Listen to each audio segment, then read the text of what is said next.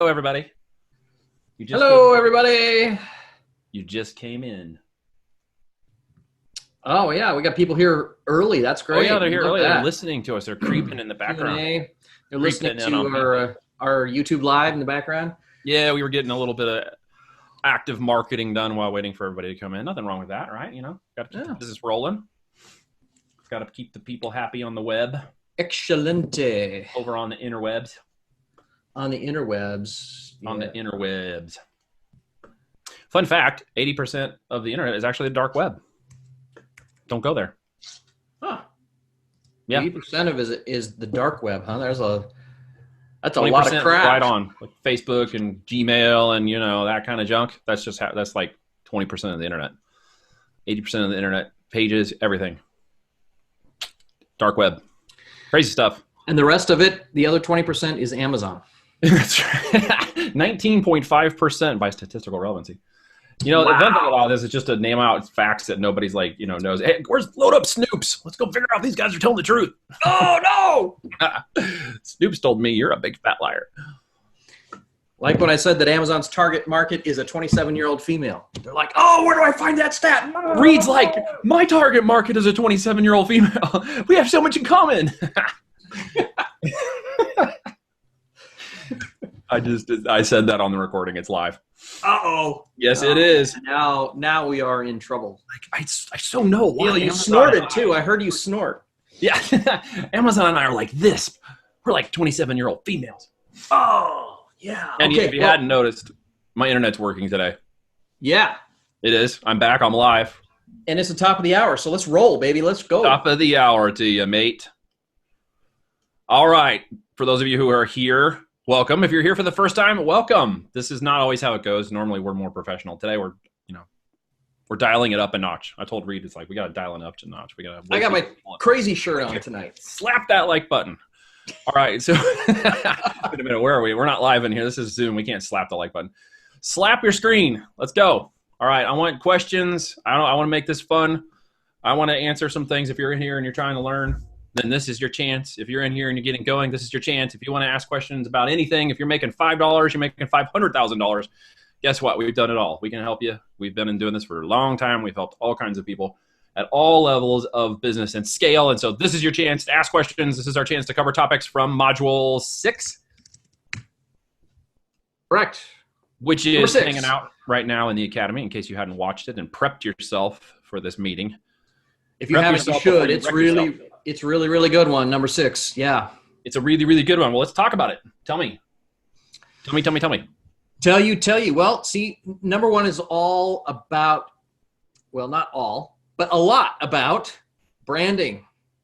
It's about advertising. It's about how do you get rolling on Amazon when you're ready to go, when you got product, when you decide that you really do want to go in this direction. What are some of the steps that you need to take? And so it covers a lot of really cool stuff. I don't know what questions people are going to have tonight, but just as a kind of a refresher on what was covered, we talked about the fact that Amazon values brands above all else, right? They don't absolutely. They don't care so much if you're selling something that you bought from Walmart. Not so much. You know, that's all right. But if you really want to build a business that's got value, if you really want to build a business that you can sell, that Amazon will promote, all those good things, you got to have your own brands. And, you know, the whole point of the video number 6 was to demonstrate that it's just not that big a leap from what you're doing now to doing the same thing, but with your own logo on it. Literally is not that far, guys. It's literally 2 millimeter shift in one direction or another. Typically, when we get involved in these businesses, we find out they are so close. They've gotten, you know, the whole forest for the trees, right? They literally can't see what they can't see. And when we come in with clean eyes and we understand what they're not looking at, it moves a lot faster. So slap the question button. Slap. You guys just can't hang out here if you're going to be live. That's not the purpose of this. You want to go hang out, we'll just get the recording later on when it shows up. If you're going to be here, let's go. Give me some questions. Let's do this. Otherwise, it's going to be really short, and you guys are going to miss your chance. Literally. I'm going to shut her down. So let's see the questions. Yeah. So, by the way, while the questions are coming in, hey, brand exclusive platforms.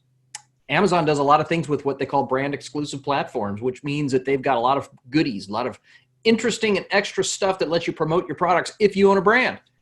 So if you don't own a brand and you're on the Q&A tonight, you may want to start thinking about, what do I have to do to own a brand, to create a brand, to build a brand? And you know what? We're here happy to answer those questions. So if that's at all occurring to you, hey, throw the question in the chat box or throw it in the question and answer area, right? Mm-hmm. By the way, it's not only for you if you're deciding whether or not you want to do this, but if you already are, well, we can cover that too. If you already have a brand, if you already have a product of your own that you're selling, we can help you to crash through barriers. That's one of the things we do really well. There are a lot of barriers. What is a brand, right? So let's talk about that for a second. For those who are brand new and the word brand is being thrown around, let's define that for a second. Define that for me, right? What do I need to do? Here's the question. There it is. What do I need? I was right with you. Tyler, I was right with you, bro. What do I need to do to get a brand? All right. So you need to think of a name. Bob. Okay. Bob. Bob's brand. Can you get a URL for Bob? Do you think you could get bob.com? Probably not. So maybe you need to get a name that's a little more descriptive, a little longer, something like that. You need a name. You need to buy a .com domain, which is $10. And if you want to start drilling down into it, then you can get a logo done on Fiverr for $5 or $10. Doesn't really matter what your logo looks like. Make it relevant. Yep. You know, if your brand revolves around Christmas, you might want to use Christmas colors in your logo. If it's revolves around something in the summertime, you might want to use green or summertime colors. If it's something that revolves around Valentine's Day, then you might want to use red. You know, just the obvious stuff, right? That's what you need to do to get a brand. The real question I think that you're asking underneath that question is, well, how do I take a product and put my brand on it? Because getting a brand is just Bob's gear. You can do it in a night. You can do it in the afternoon. It's not that hard. But what do I want a brand? Why would you want a brand? That's another question, isn't it? It is another question. Well, it has relevancy to the first one. So getting one, there's a purpose in mind of actually getting one and making it relevant to what you're doing. Yeah, because if you launch your own brand, then you have a business that has actual value. You mean I can actually sell my products for more? You can sell your products for more. You can sell your business because you have something unique. Unique. If you're just reselling somebody else's product that has their brand name on it, you're not in control of the brand. You're not in control of the price. You're not in control of the manufacturing. You control nothing. And because nothing is within your control, you are completely at the mercy of everybody else. That's not a sustainable business model. And a business buyer doesn't care. They want a sustainable business model, something that has intrinsic value. Now, why do we care that you care, that you should care that there's actually a brand with intrinsic value in my business? What if I just want to go out and slap a bunch of products, slap a product up on Amazon, and that's all I want to do for my business? I mean, that's okay. Cool. Right? Sure. No problem. That's probably not why you're here, though, but let's just get clear on that. Is that a business, though, or is that a hobby? Well, technically, it's a hobby. Let's just be clear. It's a hobby. People call it a business because they act like it's a business, even though they don't understand what that means, in my opinion. And they also believe that through scaling that, they have something of value beyond just their efforts, which is what everybody wants, whether you realize it or not. Like doing this enough time, talking to enough people over enough years in business about this, and not just Amazon, but in business, almost all the people we talk to want the same thing in the end. Whether they are going after their hobby business that they want to supplement their income with, to eventually turn into a real business, they sort of all want the same thing in the end. They want passive income from a business that is worth something to somebody else, right? I mean, can I get an amen? Who doesn't want that, right? Yes. Like, somebody give me a 1 in the chat box. Give me I've got a pulse and a heartbeat. Like, throw something in the box. I'm just gonna start kicking people who don't say something on the live. Literally, we're live. Like, do I need to put up do I have a date stamp? Like, we're live. This isn't recorded, people. Jump in, say something. So you want something you don't actually recognize you want, and you think it's insulting for me to tell you that you don't have a business. And it's not insulting. It's the truth.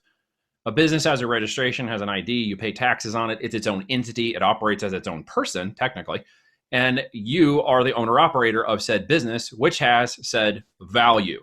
If you are starting out in product arbitrage, retail, wholesale, more power to you. Please, if that's how you have to get started, go do it. Do it until it makes you more than a side hustle income, and then come back and you'll understand that it makes more sense what we're saying to you right now. What we're trying to get you to do is understand over here, even if you're starting out over here. Like if you just signed up, you're just in ASIN, you're a brand new seller, you don't understand what a brand is yet. Products make sense. I get it. Products builds a brand, brands builds a business, it builds sales, it builds income and viability later on down the road. Great. You're on the right path, right? But you also have to understand that it has intrinsic value later on when you start off in the right direction. Can you have a business that we sell that has wholesale, print on demand, retail, arbitrage products within it? Of course. Yeah. Of course.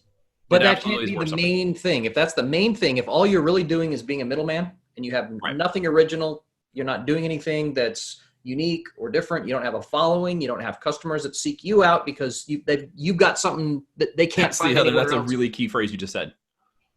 You have customers that seek you out. Yeah. Right? That only happens if you have something interesting, different, unique, special, branded. That's what happens. Yeah. You're not a booth. I keep thinking of the word. There's the movie Home. The kids absolutely love this movie Home, and it's this makeup. Have you seen it? Probably not. And they have these people called the boobs, and the boobs are all the same people. Literally, they're just all, and they all have this compliant, and their passwords are all the same, and they're the boob. And every time this guy is trying to be different, he's trying to be unique, right? And so he's not part of the herd. He's unique, right? James asking threw me off a question. Thoughts and shots about wholesale sellers.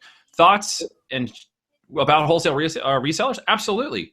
Like, get started, but I want to make you understand something. I'm going to make you understand this. I'm going to beat you over the head with this truth. You do not have a business worth intrinsic value that creates passive income where we just said it. People will seek you out and they will pay more money for what you're selling than your competitors, even in Amazon.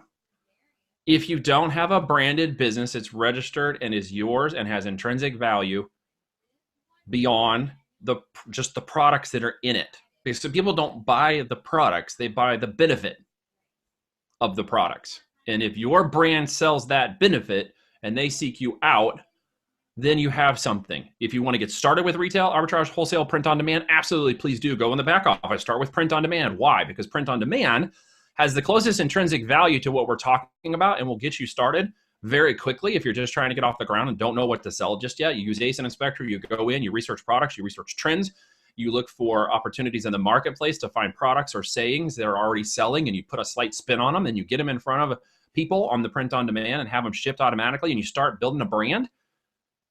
But you're saying to yourself, well, that's not really a business. Well, no, yet. It's not yet. It's on its way.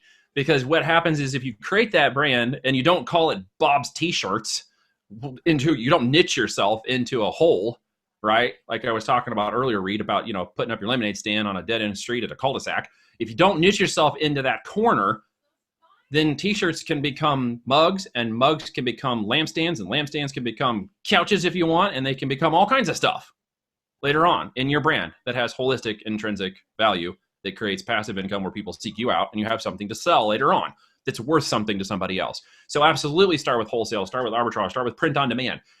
But you've got to build a brand. That's what we're talking about. It also helps with your Amazon marketing, which is the other component of tonight's topic, is it not? Yep. Yeah, it is. And so I want to just circle back around for 1 minute here, and then there are a couple more questions here that have come up. I'm just looking on the screen here that we have to go after.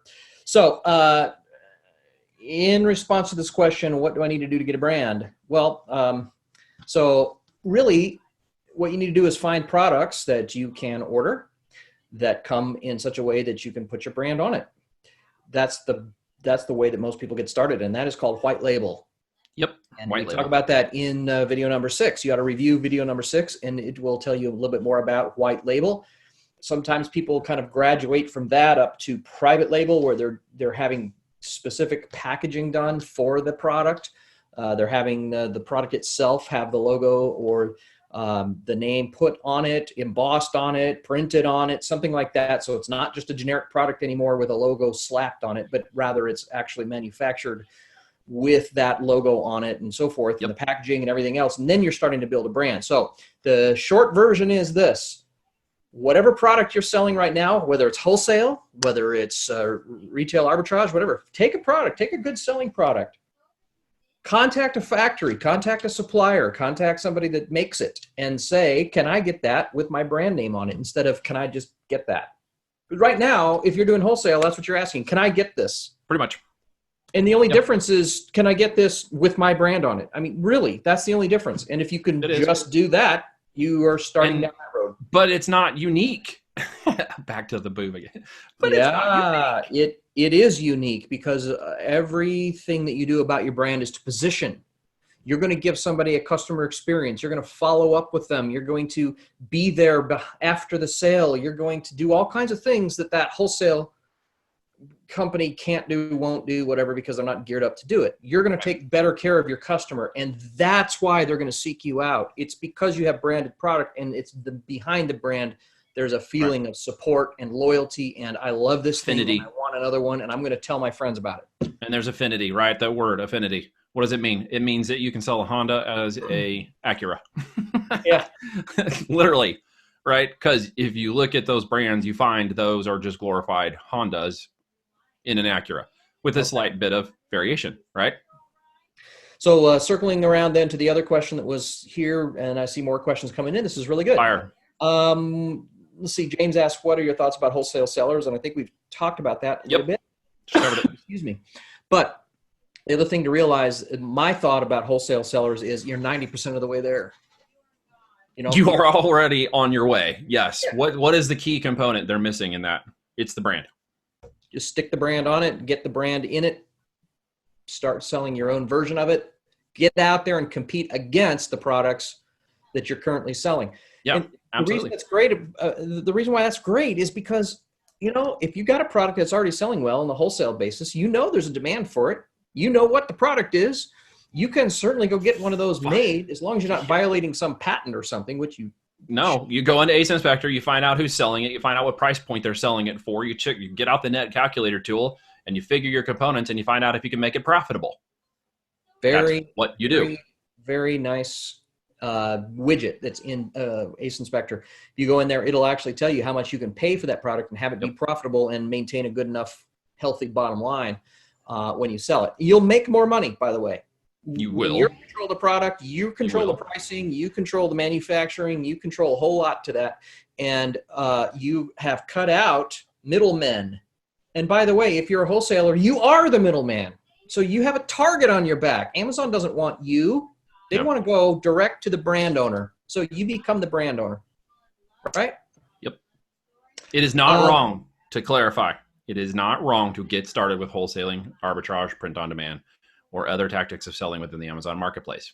That's not what we're saying, just so it's clear and it's on the recording. We are saying, though, that will not build a scalable, long-term, sellable, or asset-driven business model that creates an affinity for your products, allows you to get more profit, and allows you to actually expand your life, and expand your sales and your business into something that's beyond your supplemental income, beyond your side hustle, and replaces your full-time income. It just isn't. And I know if anybody's telling you that, they're leading you down the wrong path, right? And if you're thinking that, print on demand and stuff, you guys are talking about those others, you're talking about this other stuff and these other ways to sell. Absolutely we are. Why? Because we want people to get started, right? We want you in there doing something, not just talking about it. We want you taking imperfect action. We said this before. I want you taking imperfect action. Imperfect action means you're doing something to get yourself down the road, right? You may not understand everything we're saying right now. You may not understand all the lingo, and we haven't defined all the terms for you, and that's okay. We just want you to understand some of these basic components of getting you to the point where you do get your knowledge and your IQ up of selling. And we're not just talking about Amazon. Let's be very clear. What you're getting here is some business knowledge too. Amazon just happens to be a platform that we particularly have an affinity to using because we know all the other methodologies of getting traffic and sourcing out there for eyeballs on your offer, which is literally what we're talking about here, getting people to actually get in front of your product and want to buy it, and then want to buy it for more than your competitors, is a thing that most people struggle with. Most everyone struggles with. It's what most businesses fail at when they first get started. Why do restaurants fail the most in business when they first start up? Well, aside from the fact that restaurants are the highest failure rate of anything, and so if you really have a death wish, you might as well start a restaurant. Yeah. It's just a fact of Burn life. cash. I'll save you. Why don't you just send the cash to Reed instead? Yeah, Or just take it out your backyard and burn it. I'll give you the address. But at the end of the day, if you're picking a business model that is prone to failure, then the chances are much higher that you're also going to fail.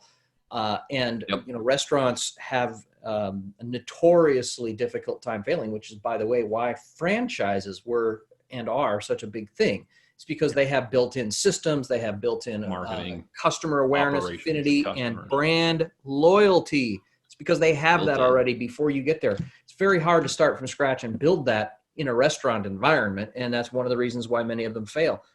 But on Amazon, it's not that hard to build. You can, rather easily build brand awareness, brand affinity, and so forth. And you do that with sponsored products and sponsored brands, which is what we're here to talk about tonight.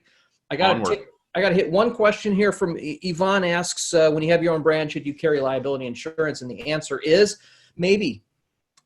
So let's go on to sponsored. Most definitely, maybe, possibly, you should, in case you might need it someday, that it might be required someday in case you might need it. So it depends on a few things, but if you are having a product manufactured for you, then you may not need it, or you might need it. It depends on the product. If it's boring and not likely to hurt anybody, then you may not need it. If you are manufacturing stuff, then you probably need what they call product liability insurance. That's different than liability insurance or general liability insurance. GL and product liability are different. What you should do is, after you get started down that road and you have a product and you're ready to sell it and you're ready to launch your first brand, you can just talk with a commercial insurance agent and find out what they offer, what the cost would be, premiums and so forth, and it's based on how much you sell. So if you haven't sold anything, then you don't need it. But once you start selling, then you may want it, and that's something that you could consider. By the way, Amazon does require you to have general liability insurance according to the terms of service in many cases, and so you ought to also be aware of that. Go read the terms of service. A lot of people have never read the terms of service, or they've never read the requirements for selling on Amazon. It's boring. You want to do that, just saying. Okay, sponsored brands, sponsored products. These are things that you can do for advertising on Amazon. These are ways that you can advertise on Amazon. And it used to be that sponsored brands were really only available in the old AMS, that's Amazon Marketing System. On the old AMS platform, the only way you could get it was if you were a vendor on Amazon. Well, times are a-changin', guys. The stuff that used to be, the tools that used to be only available to vendors, those are the big guys selling through Amazon, where Amazon actually buys from Nike and then resells the product. Nike doesn't go on to Amazon and sell. Amazon buys the product from Nike and then sells it themselves, right? That's a vendor relationship. It used to be that only vendors could advertise, across the top of the screen, Callaway golf clubs. And in the video number 6 there, you'll see that I used Callaway golf clubs as an example to show you what the headline search ads, and those have now been renamed to be called sponsored brands. Yep. That's available. And there are other things coming that are also available, including the display ads module that has been available in AMS all the way along. They're also going to roll that out to brand owners. And guess what, guys? That means you can advertise your brand off of Amazon. You can use Amazon's marketing system to create display ads on other properties owned by Amazon besides Amazon.com. What else do they own, Neil? They own Audible. They own a bunch of mobile apps. Like, you guys probably haven't seen this, but they've been sucking down mobile apps right and left for purchasing literally inventory, which is in essence eyeballs on their offers. Inventory for an ad network means you purchase websites, and they have been sucking down websites, big ones and small ones, very, very fast. You guys, guys ever watch Amazon Prime Video? You ever listen to Amazon Audio? Where do those ads come from? I mean, there are all kinds of things that are available once you own a brand. And absolutely. So many different ways that you can reach out and touch people. And because there's so few who know how and can avail themselves of these things, then the cost is so much lower. It's so much more cost effective to advertise using headline search ads, now known as sponsored brands, than to use just the standard pay-per-click. But pay-per-click is still great, and I do a lot of it. But just here's a little pro tip for you. Hey, for what it's worth. Out of all the pay-per-click that we run on our stuff, 60% of our sales and, well, let me put it this way. 60% of our spend on ads goes through the sponsored ads, pay-per-click. 40% of our spend is on sponsored brands. But our ACoS on sponsored brands is much lower, which means that we get a lot more sales for those clicks. So it's, of all of the products that are sold, about half come from the 40% that we spend in sponsored brands, and about the other half come from the 60% that we spend on pay-per-click, which tells you how much more effective it is. So that's another great reason to get a brand and own a brand and promote a brand and use these tools that are coming up on Amazon, which we talked about a lot in video number 6. Yep. A lot of market out there, a lot of inventory. They're literally pushing into Google space, right? Why? Because they're selling services. They're not selling products. And you shouldn't be either. Like, what? What is he talking about? Why did you just say that? If you haven't been paying attention to the rest of this and you just joined us live, you're probably working that out in your mind just now. No, we're selling brands. Selling brand, we're selling affinity, we're selling benefits. Products are coming along for the ride. You guys understand this? Yeah, the tools and the things we do and the product we have called ASINspector is about looking at products, finding data, the high ROI speech along with the low competition, high keyword volume. But those products should be benefit driven into a brand that builds a business, because that is what's actually making you the money at the end of the day. Why would you say that, Neil? Why would you say that? Because you can raise the prices on your products. You can raise them higher than your competition. You can make more profit, because that's all we care about. Like, the numbers are really great and I use them in marketing and it's fun to throw out the big numbers. Let's call it what it is. But I've also been inside of businesses with guys who ran $100,000 a month and call it a 6-figure business, but they spent $99,901.30 doing that. Literally. Yeah. That is not a business. Razor thin margins do not make a business. Profit does not feed your family. And say again, sorry. You got to capture margins. You got to have margins. If you don't, then margins, it's not margins. But you can't make a lot of margins on Amazon, they say. I'm handling all the objections tonight, by the way, Reed.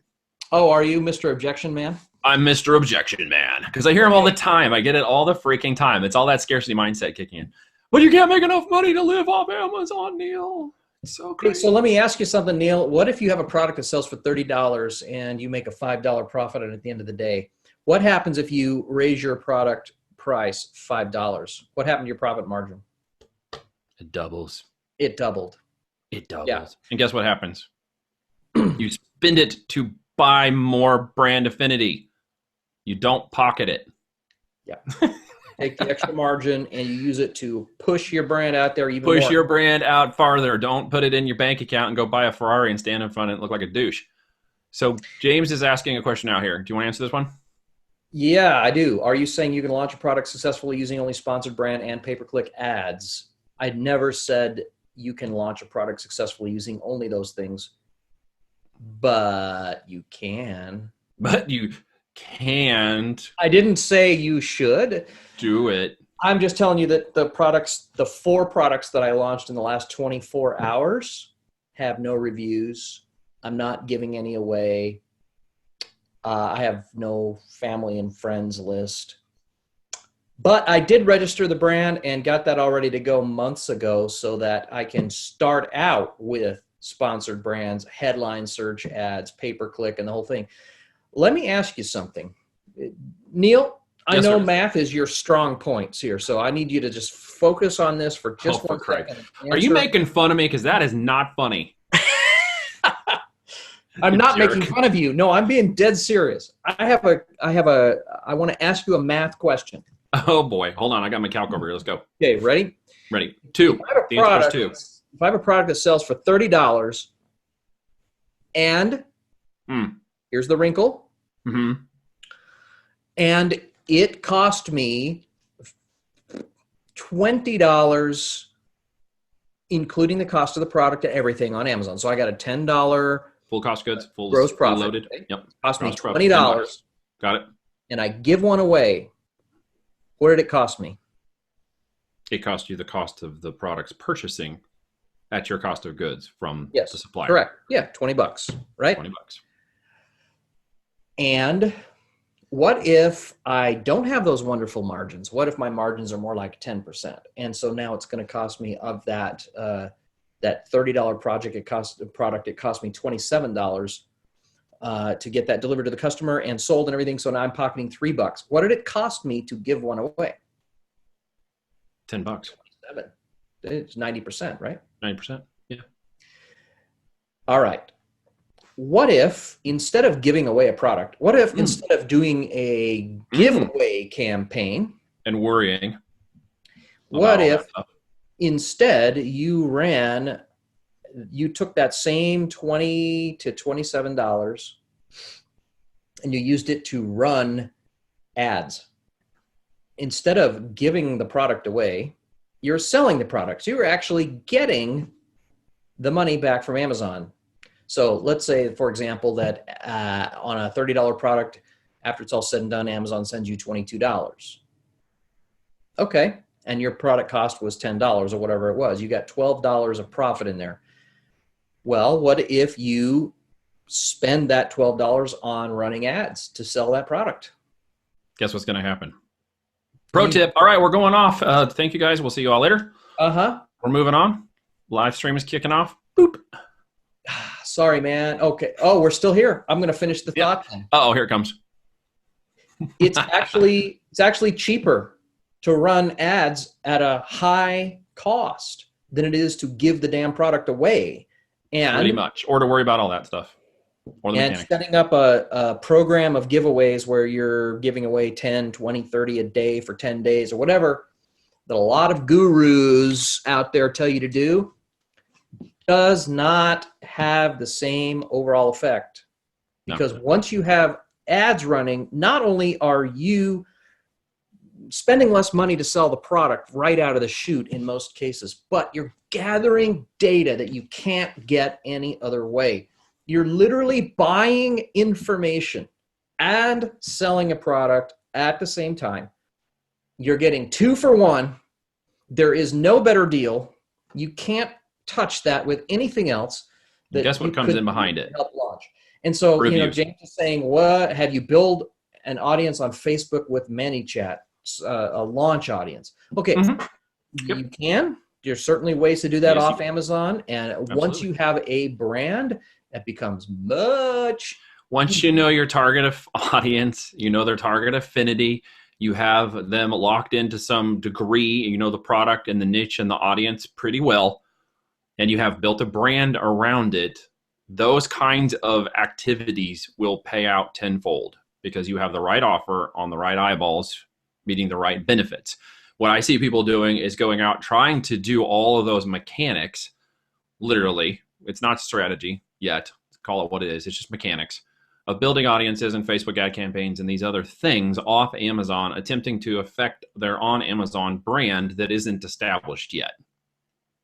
That is literally like trying to push a wet snowball up a hill in January.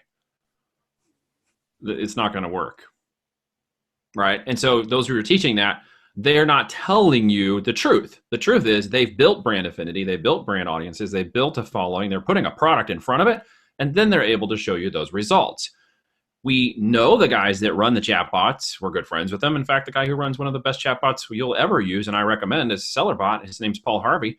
And it does a great job of exactly what you're asking. But you need to have the audience in place first. You need to understand them, how to target them, how to get them in front of your offer before you take them to Amazon. Otherwise, you're running an uphill battle. You're wasting time, energy, money, and effort. And that's what Reed's trying to help you understand right now. If you understand your market, you understand your audience, okay? And here's another pro tip. If you're trying to sell things that are not in the relation of a 25 to 27-year-old female who may be up to 35 years in age on Amazon, you might be pushing a slightly smaller snowball up a hill in August. Just telling you. Oh, but I don't want to sell makeup to 27-year-old. Who cares? Who the frick cares? You want to build a business. If you want to build an attitude, if you want to build a direction, if you want to go build something unique and brand new, go for it. Don't do it on Amazon. Hey, about the 27-year-old female thing, Neil, let me ask you. In your house. I don't have any 27-year-old females in my house. No, but does your lovely and talented spouse buy things for you? She buys just about everything. And guess where it comes from? Amazon. Don't think she doesn't know her way around that site better than me in some ways. You're not necessarily selling products that 27-year-old females will consume. You're selling products that 27-year-old females will buy for the people in their lives, which includes 1.7 children and a husband. Very valuable point. One of the largest Facebook marketers I know, who literally spends over $100,000 a day on Facebook ads. I was having a conversation with him last week, and he's telling me, what particular niches are you guys in? And I explained some of the things we did in the past. He's like, perfect, you should stay focused on that. And guess which one of the ones he said we should stay focused on?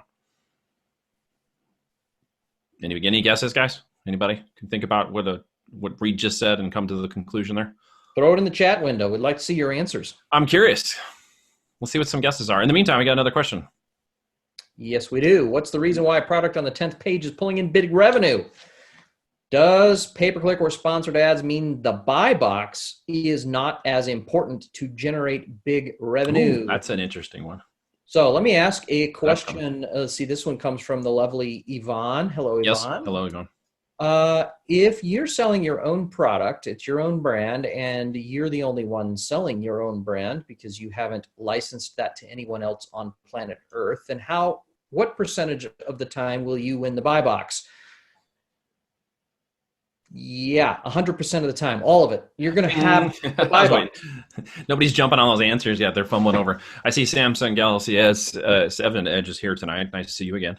Always great to have you in with us tonight. Samsung Galaxy S7 Edge. Hello. There's fumbling over to try to get that. Thanks for trying to compute. I can't get to the chat window. That's what happens when you don't put your name in. We get to see all the names of all the people. And we get. I know, guys. Come on, we're gonna start picking on you. Answer. Where's my answers? So the question is, does sponsored ads mean that the buy box is not as important?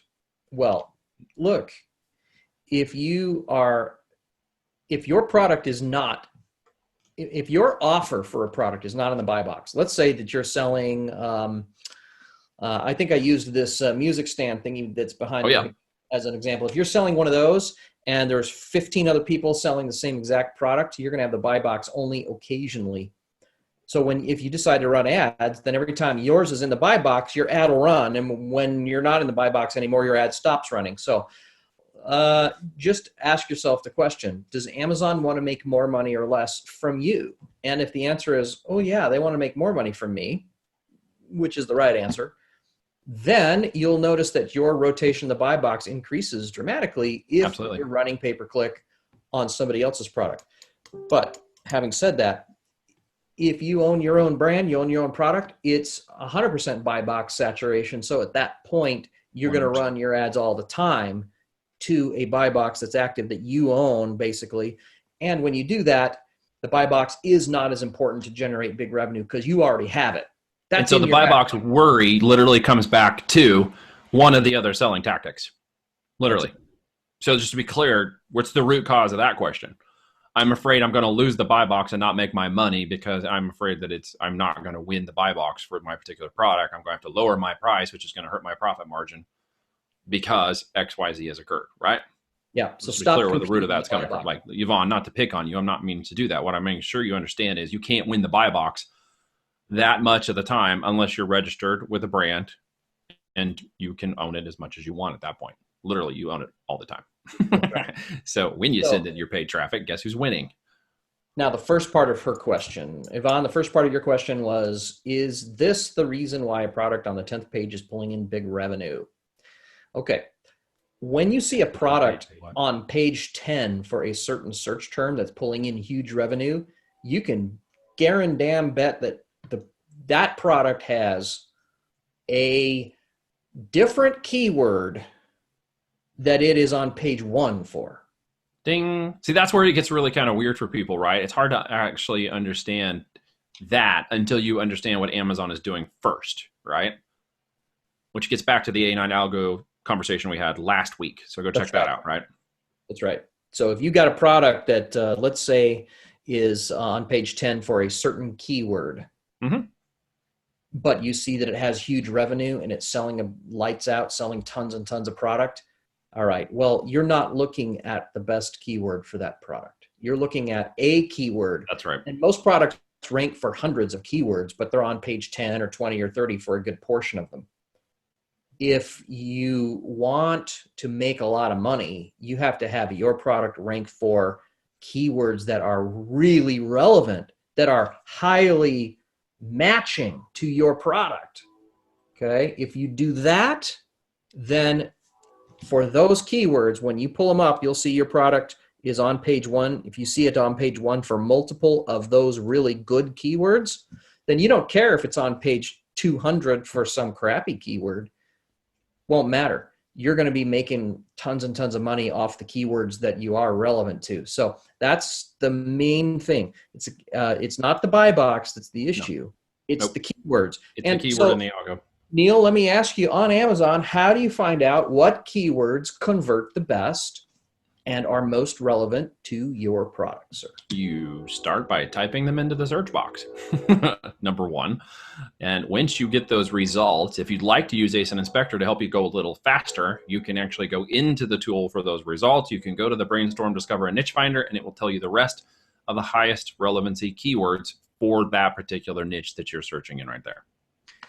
James is bringing up an interesting point, saying, or an outside traffic source. So I'm going to say, James, that's an interesting idea, but what I just said is actually relevant to correct what the situation is.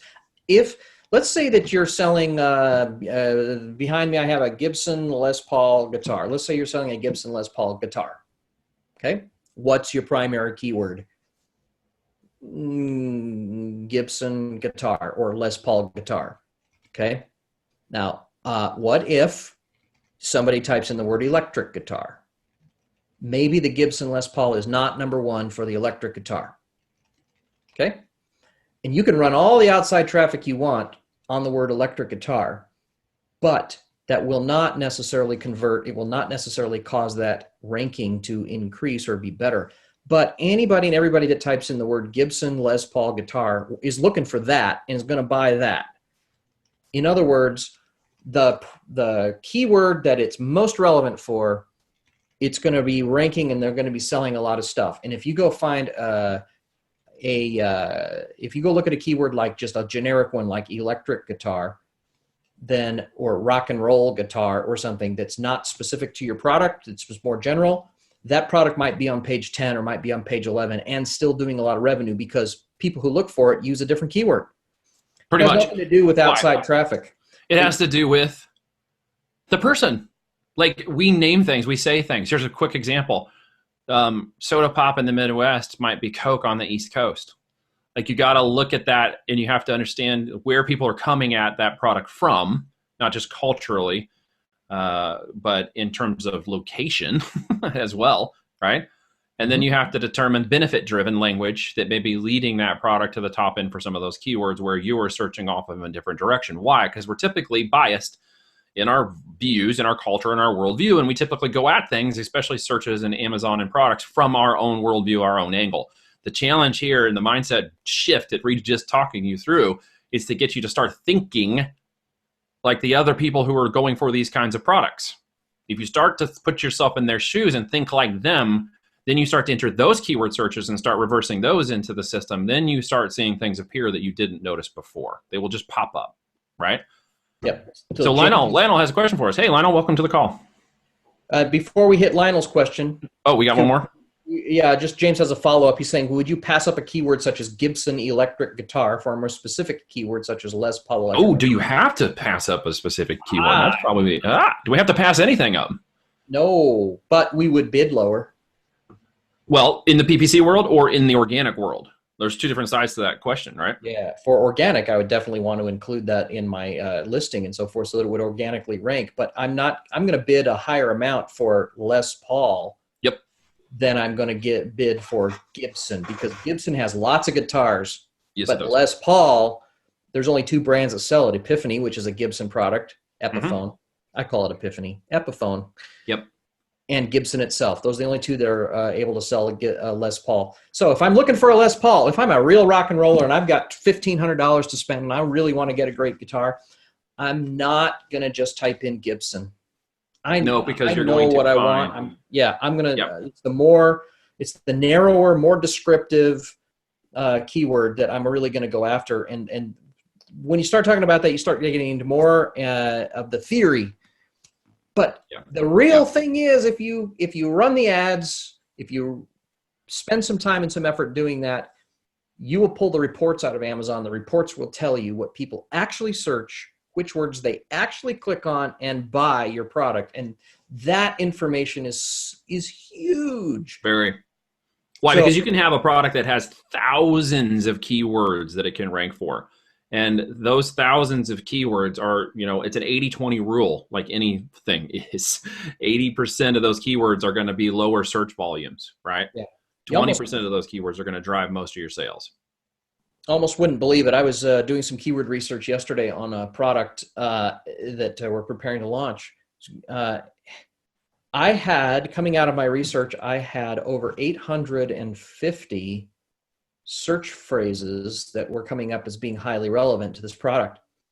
And when I ran that through a filter that I use that takes out all the duplicate words and just gets you down to the unique words, it got it down to about 60. Yep. Those 60 words put in different orders and different pairings account for more than 80% of all the sales of that particular kind of product. And so what that means is, in answer finally, James, to your question, referring to the primary keyword for your listing in organic SEO, if you derive the keywords correctly, and especially if you have hard data from your ads that tell you what those keywords need to be, you can put those, and they're not going to be thousands of them. There's going to be just a precious few. You're going to put those in your listing front and center. You're going to build everything around it, and you're going to capture electric guitar. You're going to capture Les Paul electric guitar. You're going to capture Les Paul. You're going to capture Gibson electric guitar. You're going to capture Gibson guitar. You're going to capture Les Paul electric guitar, Les Paul electric, Les Paul Gibson, Gibson Les Paul. All of those variations of the same thing, you're going to capture them all with only 4 words. Which 4 words? That's the trick, and that's why you have to run it. Absolutely. Like, which 4 words gets into the more? Yeah, let's. Do you want to take a good look demand at product on ASINspector? 4 to 5 sellers trace it to Alibaba, the exact product. Can I brand it just by itself, changing the color and selling it as my brand name? Simple answer, 1-word answer. Yes. Bing! You uncovered the secret. You didn't have to dig very far, did you, Lionel? No, Lionel, that's it, bro. So that just really gets you to unlock that thinking for just a second, right? Take that little nugget, go back to ASINspector and try again for 3 or 4 other. Take that product that you just found, the one you're telling us about right now, pull up its other variations, go over to the frequently bought list, see if it's got additional frequently boughts. We got an update coming real quick that's going to help you guys see the number of frequently bought products, the number of eBay products. It's going to be like your iPhone's going to have a little number show up and tell you how many of those are actually in there coming in the next release, right? So it's going to say, how many of these frequently bought products? Well, it's going to tell you there's 4. And you're going to look at them, and then you need to go into all those variations, resort by revenue and sales metrics, and then do what, Reed? Figure out which one's the best.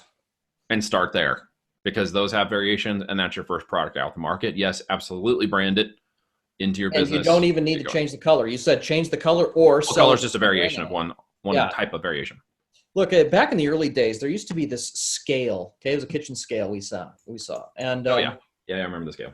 You remember that? They were back in the early days before people actually understood the whole kitchen spatula debacle, right? Yeah. That'll date us, right? There's a kitchen scale that came in silver, and it came in black. It did. And we found it on Alibaba. There were a number of manufacturers, and we reached out to them and started asking questions. How much would you charge us to make a yellow one or a red one or a green one? Well, it turns out that it was a very good product in terms of price and so forth. There were some other reasons why we ended up not selling it, but Look, if you find a product that's already selling, it's very popular in one color, why not contact the manufacturer, get multiple colors of it, Multiple of those. put your brand on all of them, and go into the market and offer people a choice? Because one of the ways you can beat a one-hit wonder or a product that doesn't have any variations is to go into the market, go into Amazon and offer variations of that product, so Amazon actually prefers your listing, because Amazon likes it when people have a choice. Choices. So that's one way that you could do that. So in response to your comment, Lionel, can I brand it by changing the color? Why not brand all the colors? Do some research when you talk to the manufacturer. Here's a tip, right? Go in and ask them all the different types, shapes, sizes, colors, or variations of said product, because good possibility that what they put on their website isn't what they actually have available in all options. Ask them. True enough. And they may even be willing to make something for you that's a color that you specify. You know, give them a Pantone color. See my crazy color shirt here? They got lots of different colors on here. Look on your Pantones. shirt. Oh, hey, I bought an orange one. I bought a pink one. Here's another tip for you, Lionel, to take along. When you get those variations and they have an MOQ, say they've got to require 100 of those units, and that's all they require, low MOQ, minimum order quantity for those of you. That means the manufacturer is only going to require that you buy X amount during their run. They won't overrun that or underrun it. They can tag it on to the end of a run if it's a larger order they're doing for another one, and you may be able to discount. So there's another pro tip. You can literally run on to the end of another person's line and get that product discounted versus having them run up a new line for you, right? So when you're doing that variation MOQ can actually have it so that you get multiple variations of that product in your minimum order quantity. Do you understand what I just said? You don't need 100 silver ones. Does that make sense? If the MOQ is 100, you might be able to distribute that 20 each of 5 colors, for example. Now, why would I do that? What? That's crazy talk. Why is he talking this way? Oh, no. I'll tell you why you do that. It's because you don't know which one's the best seller. Ultimately, you can look at the review and you can look at the data and you can make an educated guess from the data that ASIN is telling you which variation is selling the most on Amazon, right? But here's the thing. You can't ultimately judge those sales because of this one factor. Your brand and your product selling is not going to match the same brand and affinity product selling of the other competitors. Does that make sense? Did I say that right? Because I want to make sure you guys understand that those are estimated based on what you can get. They are not guaranteed based on what you will do. And what's interesting to me, and I find this all the time, is I go in thinking I know which color is the one that people are going to order more of. How many times have we been proven wrong on that one, huh? Yeah, it turns out that maybe I have a color that there just aren't very many of in the market. Right. And so that's the reason why people would buy the orange one instead of the silver one. That's the popular color, is that because nobody else offers an orange one. All of a sudden, they're going to start buying the orange one, and it'll become my #1 seller, even if it's not the #1 across all of Amazon. Really, I care more about what I'm going to sell. I don't care what other people are going to sell. And so the main thing is, yeah, that's right. I'm going to use the ASINspector data to get the best guess that I can, but I'm also going to keep my options open, right? You keep the options open, right? Because at the end of the day, when the products move out, you're testing your brand against the competitors in the marketplace. That's literally what it gets down to.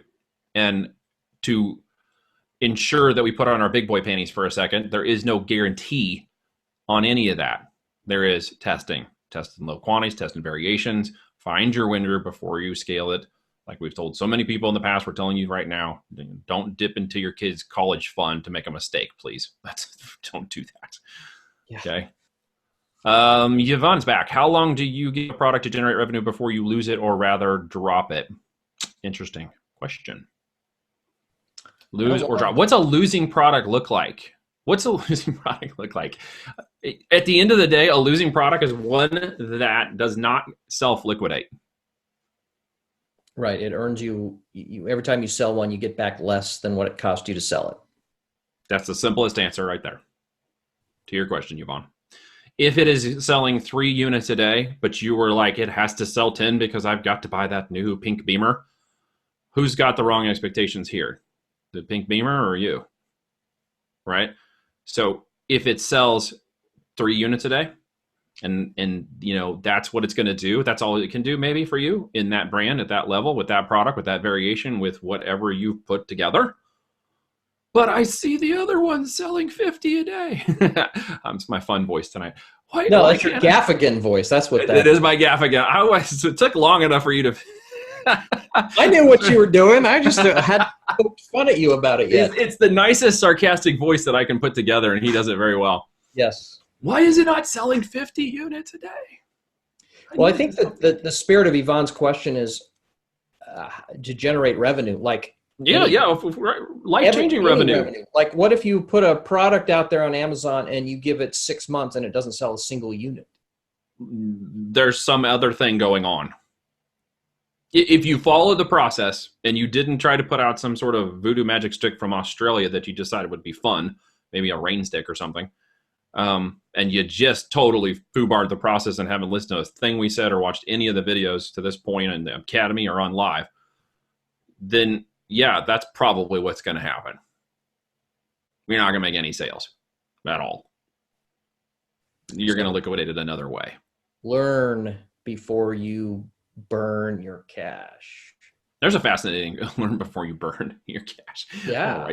I'm writing that one down. That's clever. Okay, write it down. Dude, I'm writing it down. See, I'm writing it right now. But that's not a very good thing to say, Neil. Yeah, you're not being very nice to my feelings tonight on this call, Neil. Hey, we only got 5 minutes left, so we got 5 minutes. Burn it. One more question here. 5-minute warning. Yes. If you have other questions, and we've had a lot of good ones today. Yeah, we have. Thanks, guys. Appreciate it. We've answered lots of good ones. So if you have additional ones, please put them in the box. We got about 5 minutes. Let's see here. We got one right now. How do you James tell? Is back. James, what you got? It's max sales per day. Maximum sales per day. Is there such a thing, Neil, as a maximum sales per day? No, not technically. So what you can do, though, is you could find out if you're getting the maximum of the market share, because, by the way, sales per day will go up and down. All of Amazon goes up and down. No, it shifts. So there's not a certain number per day that's the maximum. But what if you're in a niche where you're in the number one spot in that particular, if you go look in the node, or you look in the category that you're selling in, and you are the number one bestseller on the top 100 list in that niche, well, then more than likely you are maxing out what you can expect to do with that particular product.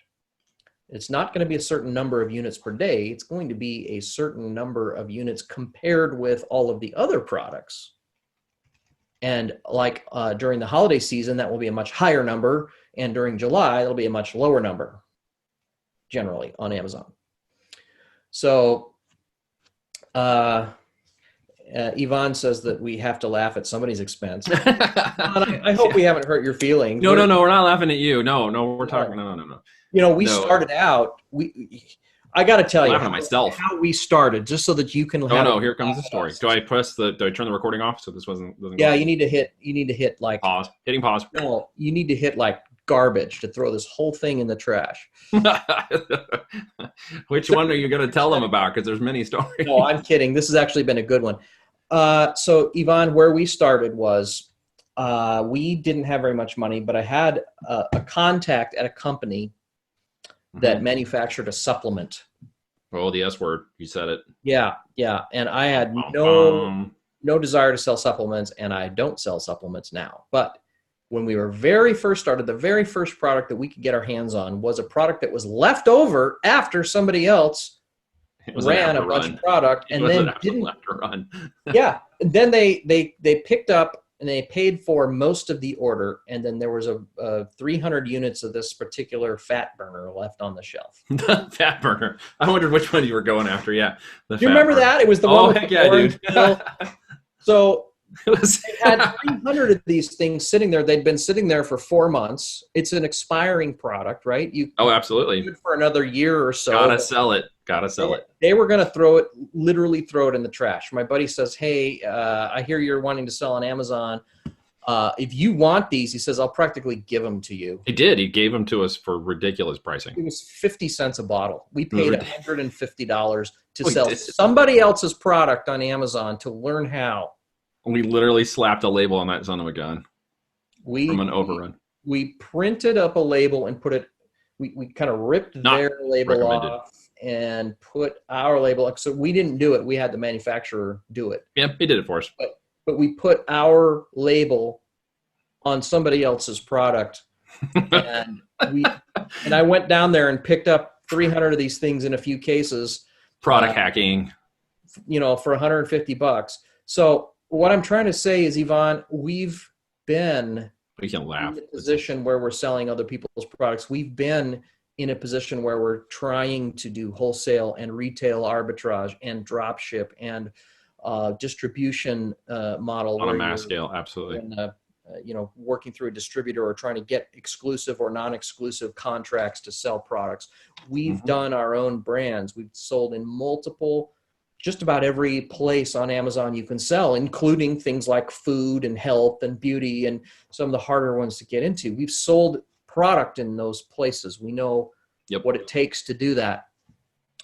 The reason why we're counseling you, not you personally, Yvonne, I'm saying just generally speaking, the reason why we're counseling people to get their own brands is because Amazon itself is changing. It's becoming more difficult to sell other people's products across the board.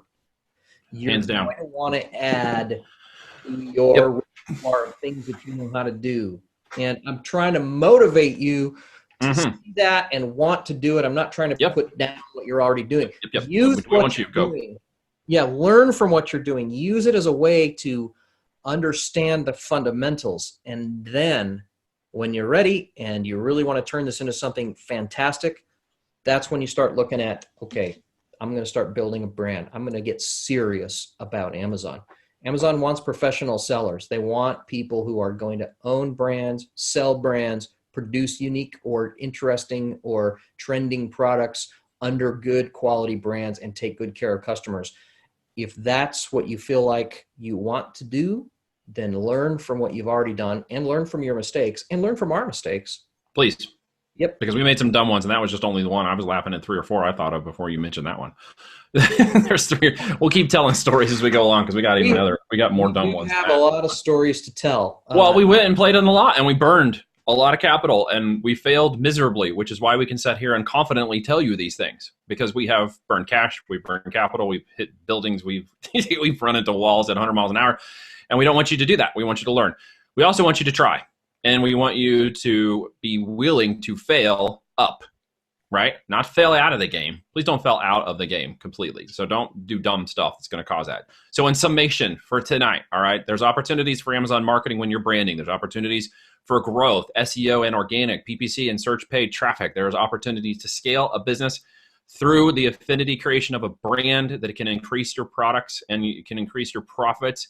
Like some of our students who've increased over 200, 300, 400%.